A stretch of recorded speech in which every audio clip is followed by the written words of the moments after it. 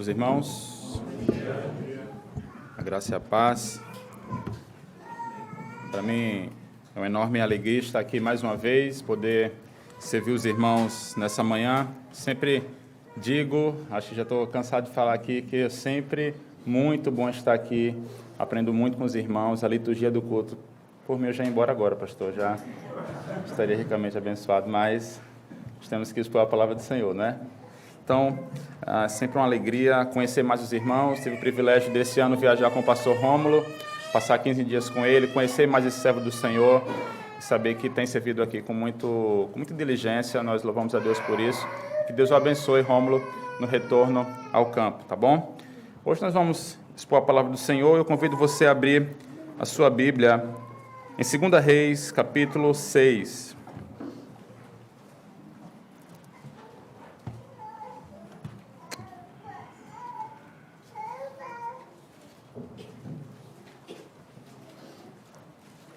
Eu conheço esse choro, é o choro do meu filho. É a primeira vez que ele está aqui. 1 Reis, capítulo 6, nós leremos do verso 1 ao verso 7. Diz assim a palavra do Senhor, a minha versão é Almeida século 21. Todos acharam, irmãos? Amém? Os seguidores dos profetas disseram a Eliseu: o lugar onde moramos contigo é pequeno demais para todos nós. Vamos até o Jordão. Cada um de nós trará de lá uma viga e construiremos um lugar para morarmos. Ele respondeu: ide. E um deles lhe disse: queres ir com teus servos? Ele respondeu: eu irei. Assim foi com eles. Chegando ao Jordão, foram cortar madeira. Mas quando um deles derrubou um tronco, o ferro do machado caiu na água e ele gritou: ah, meu senhor, era emprestado. O homem de Deus perguntou: onde caiu? Ele lhe mostrou o lugar. Então Eliseu cortou um pau e o jogou ali, fazendo flutuar o ferro, e disse: pega-o. Ele esticou a mão e o pegou. Até aqui. Vamos orar? Pai, nós te louvamos por tua palavra. Nós cremos que toda ela é a verdade, toda ela é a palavra do Senhor. Deus, e nós pedimos que o Senhor fale aos nossos corações nessa manhã. A despeito das minhas inúmeras, Pai, limitações no falar, pois sou um homem pecador, e as limitações dos meus irmãos também no ouvir, nós pedimos que o Teu Espírito faça obra em nossos corações. Que o Senhor nos console por meio da Tua palavra, que o Senhor nos exorte por meio da Tua palavra, que o Senhor nos encoraje nesta manhã igualmente, no serviço, Pai, por meio da Tua palavra. Nos ajuda, nós queremos ver e ouvir mais uma vez as verdades benditas do Evangelho. Nós oramos em nome de Jesus. Amém. O John Bunyan, em seu clássico Peregrino, ele vai descrever que Cristão, personagem principal dessa obra, em sua trajetória da cidade da destruição rumo à cidade celestial, ele, em determinado momento, ele perde o rumo do caminho. Ele se desvia do seu caminho e ele cai em um pântano. O pântano que Cristão cai chama-se desânimo. Esse pântano era um lugar lamacento, sujo, inóspito, onde uma vez que o viajante caísse dentro dele, seria difícil sair de lá. Essa lama era causada e alimentada pelos inúmeros resíduos que eram deixados pelos viajantes que por ali passavam. Por exemplo, os temores, as dúvidas, as apreensões, o desencorajamento, ansiedades, inquietações. Foi nesse pântano, o pântano do desânimo, que Cristão caiu. Mas ele não ficou ali. Ele contou com ajuda para sair dali. O nome desse homem chama-se Auxílio. Auxílio é quem socorre o cristão. Auxílio aproximou-se de Cristão e perguntou o seguinte: por que você não procurou as pedras firmes? E Cristão respondeu: ele respondeu que o medo havia seguido tão de perto que ele fugiu por outro caminho e caiu. E naquele momento, Auxílio estende a sua mão, ergue Cristão, coloca Cristão em terra firme, mas antes de despedir aquele homem, antes de mandar ele seguir o seu caminho, ele diz o seguinte: existem por ordem do legislador certas pedras firmes e boas colocadas bem no meio do pântano do desânimo. Mas nas ocasiões em que surgem certas situações, tentações, medos ou qualquer mudança de tempo, essas pedras são quase invisíveis. Ou se estiverem visíveis, os homens, por uma questão de desequilíbrio, pisam fora e então ficam atolados em seu propósito, apesar das pedras estarem lá. Talvez esse episódio de cristão, ele pareça com a sua história hoje. Talvez você estivesse seguindo o caminho, estivesse indo bem, tudo na sua vida fluía muito bem, mas agora você se encontra imerso no desânimo. Isso é normal, meus irmãos, porque em muitos momentos da nossa trajetória nós nos sentimos assim, afundados em uma situação adversa, independente do motivo, e os motivos são os mais variados. Mas eu quero que você saiba que esse não é um privilégio só seu. Todo homem está sujeito aos problemas, todo homem está sujeito às adversidades, ao sofrimento, às angústias dessa vida. E para isso não importa a condição física dessa pessoa, não importa a condição econômica dessa pessoa, não importa a condição social dessa pessoa, todos nós passamos por aflições. Essa é a nossa realidade pós-queda, essa é a nossa realidade desse lado da existência. Mas uma das coisas mais fantásticas que eu acho na Escritura é o fato de que ela não nos engana. Essa realidade do sofrimento, ela perpassa toda a Escritura, não esconde isso de nós. Mas, ligado a essa realidade, a realidade do sofrimento, ela nos dá uma visão real da realidade que nos cerca e nos aponta o caminho para vencer o sofrimento, para vencer a ansiedade, para vencer o desânimo, a falta de esperança ou qualquer tipo de adversidade. São nesses momentos, meus irmãos, eu creio que você concorda comigo, que nós precisamos de pedras firmes para enfrentarmos os dias maus. Perceba, quando passarmos e enfrentarmos os dias maus. A questão quando nós falamos sobre sofrimento não é como, né? Mas quando. Quando ele vai vir sobre nós. Essa é a realidade da nossa peregrinação aqui nessa vida. Mas graças a Deus nós temos a sua palavra, nós temos a Escritura que nos aponta essas pedras e nos dão esse caminho para que nós possamos vencer o sofrimento. E o texto que nós lemos é um texto que apresenta um drama para nós. Talvez você, ao se deparar com esses versos, o tenha achado curioso e pensado, como é que um texto desse está na Escritura? Eu, pessoalmente, quando era criança, eu dava risada desse texto, eu ficava rindo, porque é muito engraçado, chega a ser até cômico, né, para uma criança. Mas, meus irmãos, eu tenho certeza que esse é um daqueles textos que pode até passar desapercebido numa leitura superficial, mas a grande verdade é que ele nos traz uma mensagem grandiosa. E no cerne desse drama, um drama que acontece com um discípulo, com um servo, há um milagre. E você sabe o que é um milagre? O milagre é um evento fora do comum, fora da lógica humana, que ultrapassa a lei da natureza.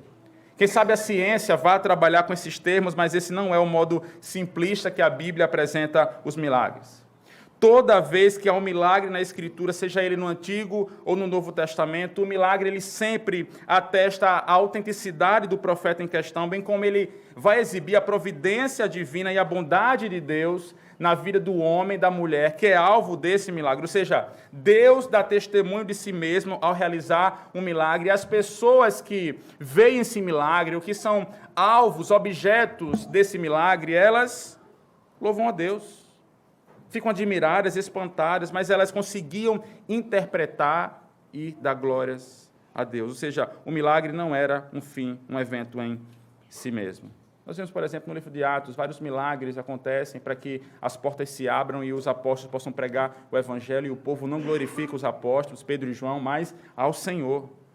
Portanto, os milagres, eles contêm uma mensagem, e com esse texto não é diferente. A grande mensagem que esses versos nos trazem tem tudo a ver sobre aflição, tem tudo a ver sobre sofrimento, desânimo, mas também tem tudo a ver com esperança, tem tudo a ver com provisão e com graça.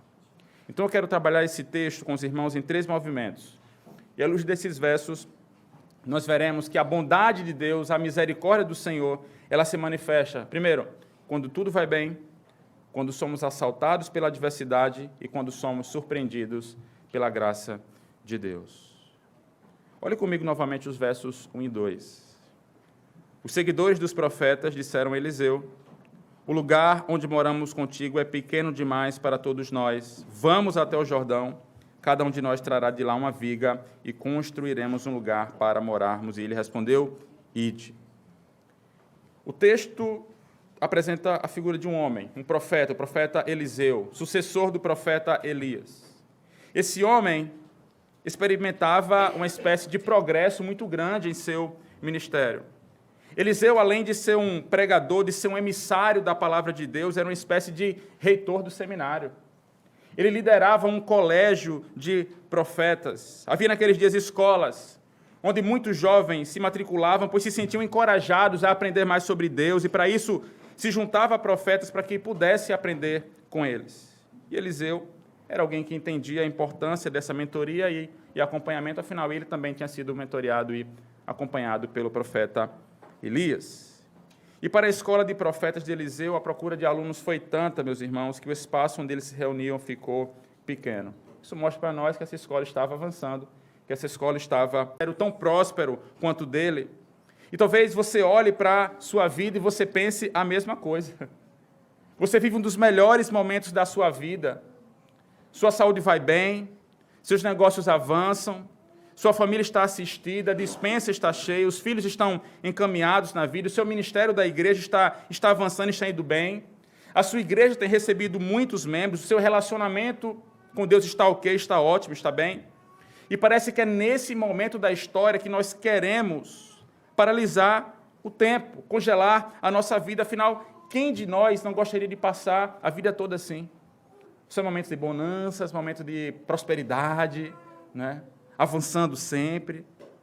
Nós queremos mesmo pausar o tempo e trabalhar para que esses dias se prolonguem.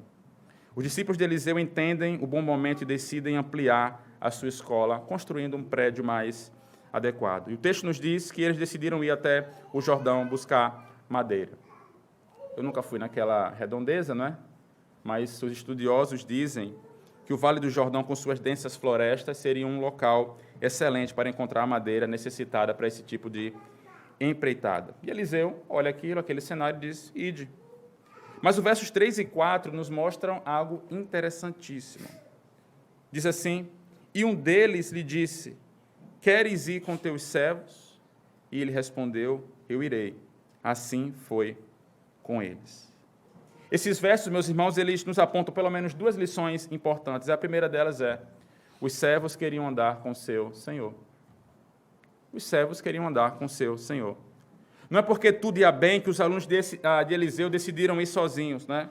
Talvez eles poderiam muito bem trazer toda a madeira, mostrar o quanto eles se empenham pela obra, o quanto eles são responsáveis, o quanto eles são capazes, o quanto eles já aprenderam bastante com Eliseu para fazer as coisas sem ele, não é?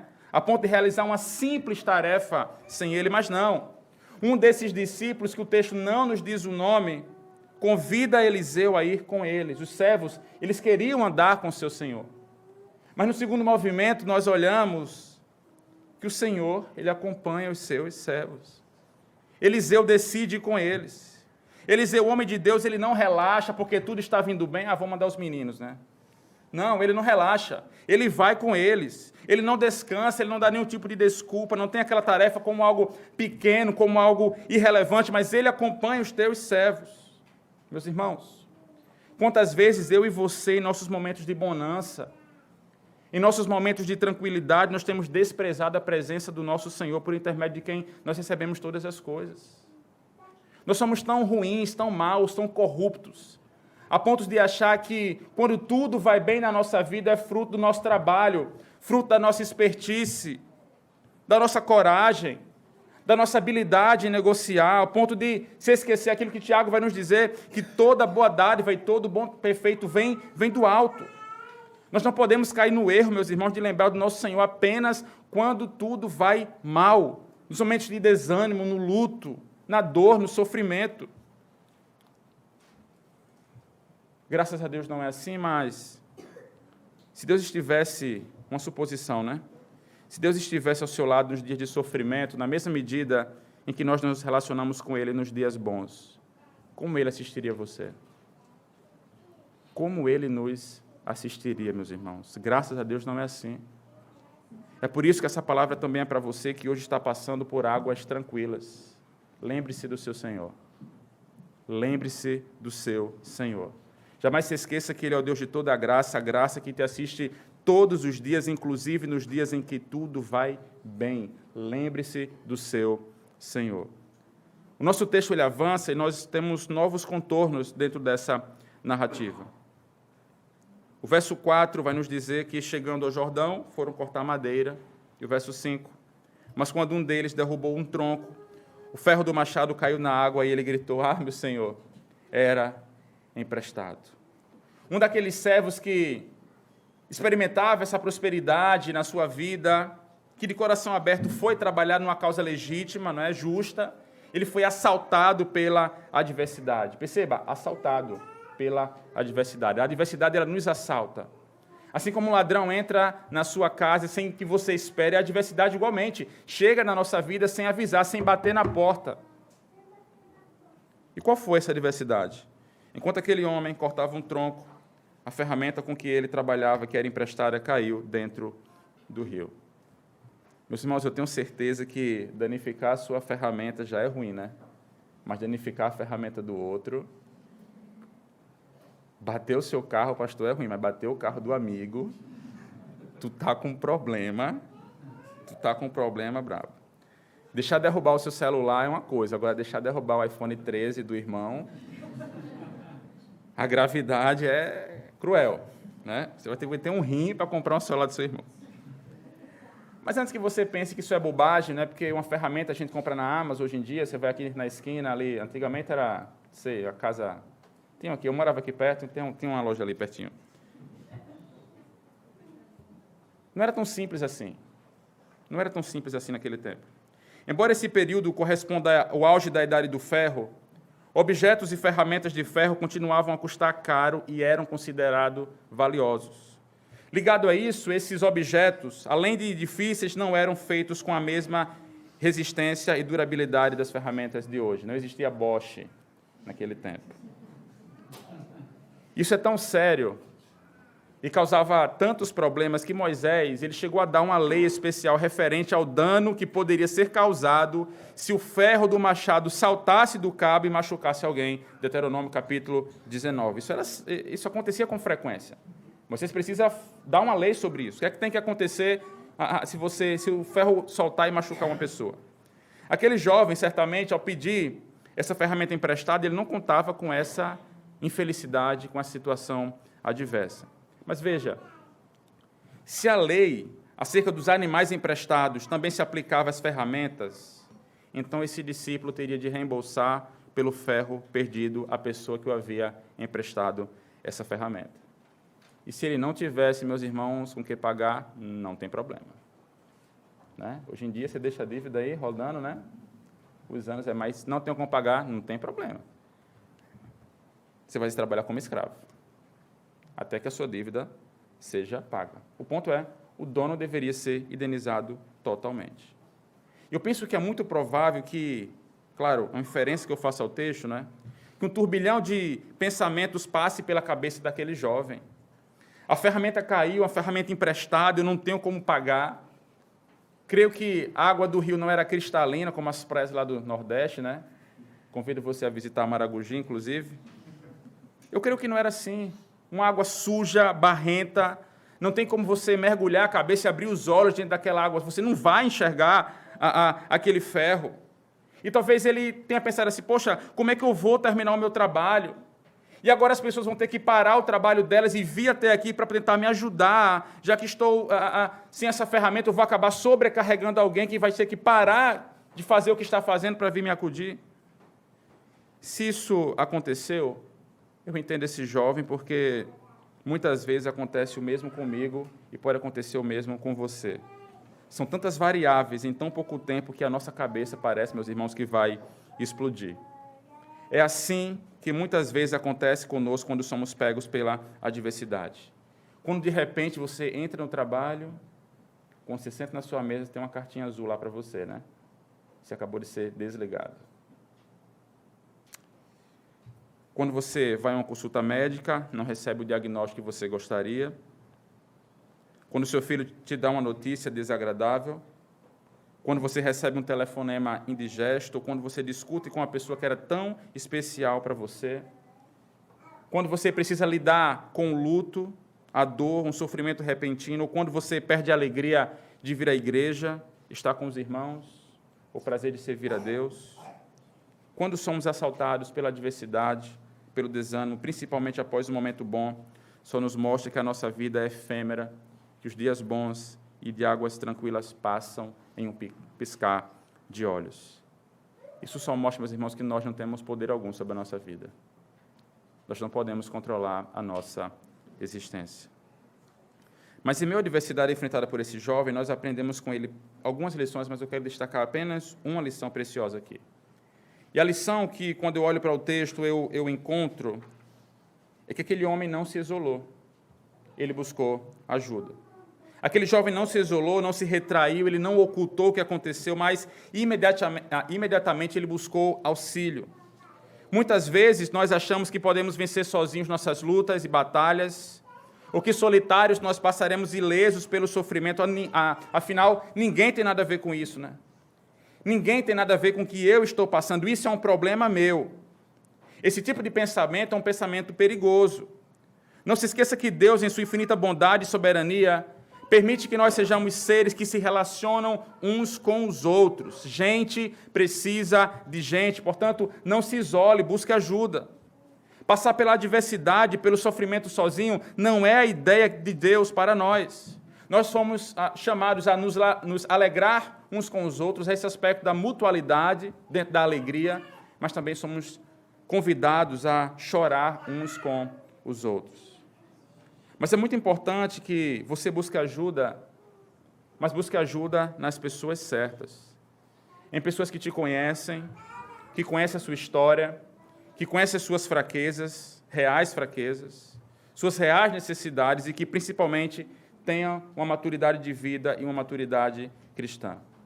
Isso é importante, meus irmãos, para nós, porque muitas pessoas, ao passarem por momentos difíceis, caem no erro de buscar ajuda em pessoas erradas. Não é bom, por exemplo, que um homem casado, se aconselhe com um homem solteiro quando se trata de uma adversidade no seu casamento. Não é interessante que um jovem peça ajuda sobre assuntos de teor sexual a alguém que não tem uma estatura moral e que não compartilha igualmente de uma cosmovisão cristã. Se o problema for de ordem psicológica, busque apoio de algum irmão que tenha uma estrutura familiar muito bem solidificada e uma família igualmente solidificada. Não busque ajuda naquelas pessoas que você quer ouvir. Busque o que você precisa, o que nós precisamos todos os dias, mas principalmente nos dias de sofrimento, é de alguém que nos conduza até Deus e nos lembre das palavras, as promessas de vida que Ele mesmo nos deixou na sua palavra. Aquele servo, ele busca ajuda, ele não se isola, mas ele busca ajuda em quem tinha condições de ajudá-lo, alguém de referência, que tinha uma vida pautada na palavra de Deus e que tinha um relacionamento com Ele, que o conhecia igualmente com Deus. Eliseu, ele viu o drama daquele menino, daquele jovem, e no poder de Deus ele pôde ajudá-lo, realizando assim um tremendo milagre.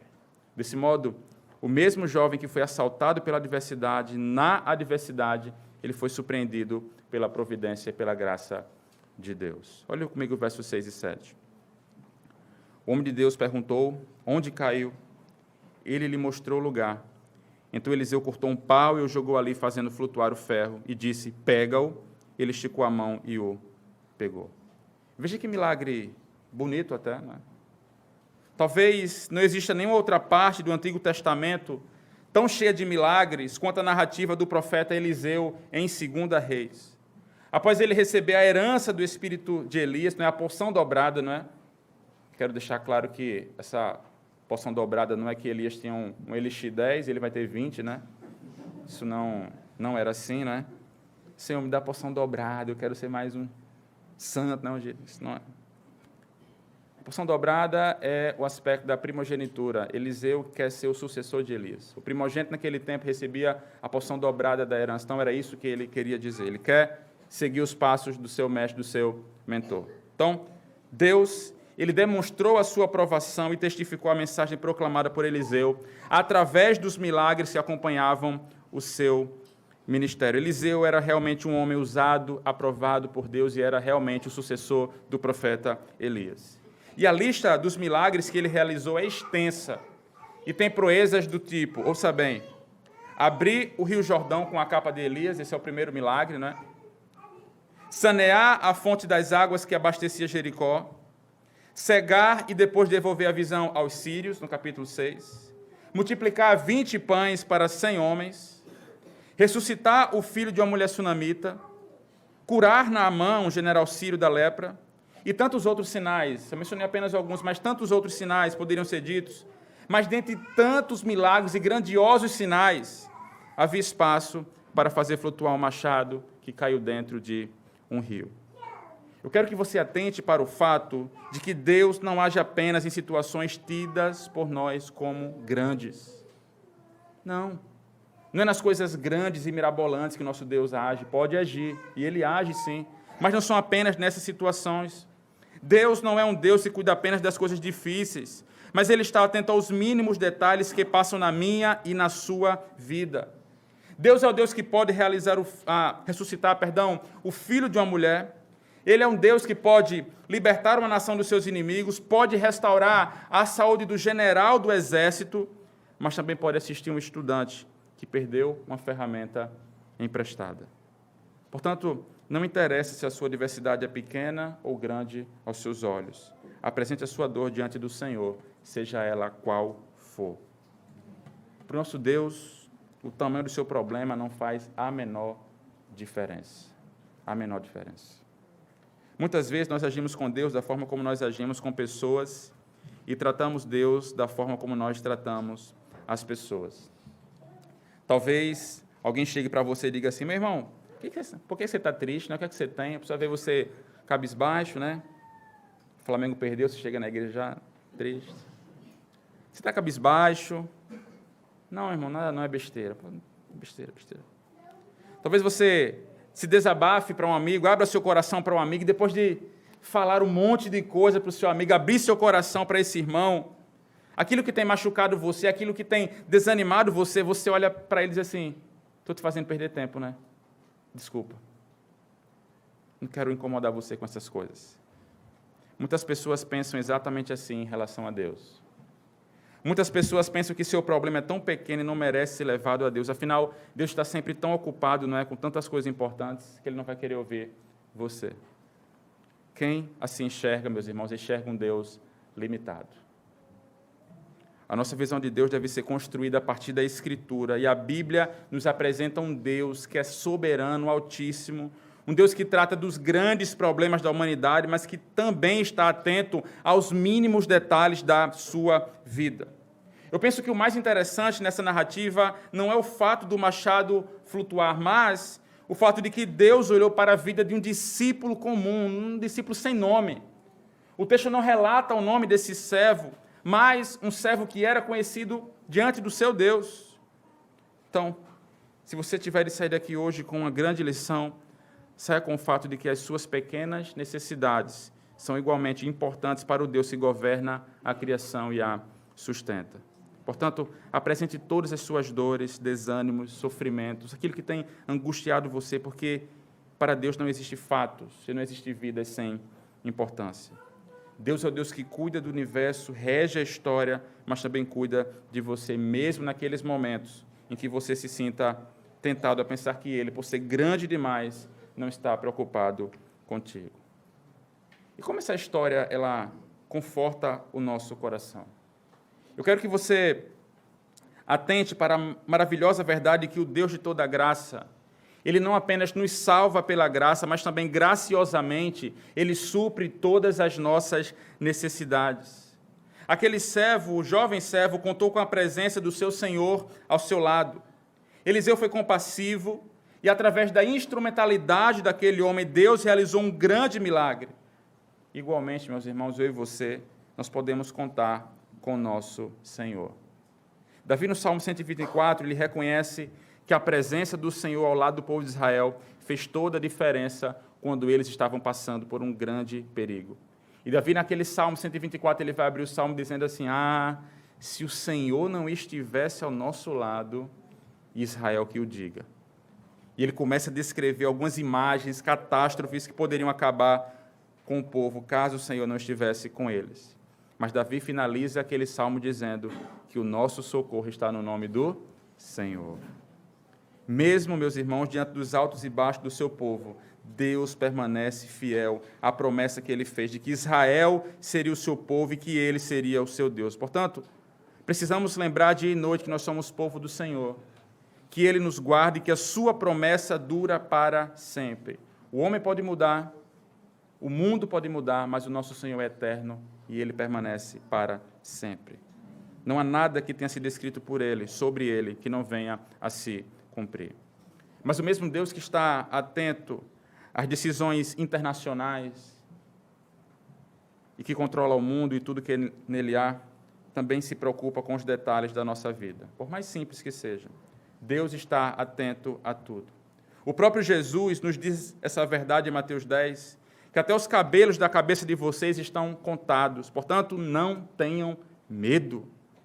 Essas palavras podem muito bem serem comprovadas no texto que nós lemos hoje. Não há algum detalhe em nossa vida que o nosso Deus deixe passar.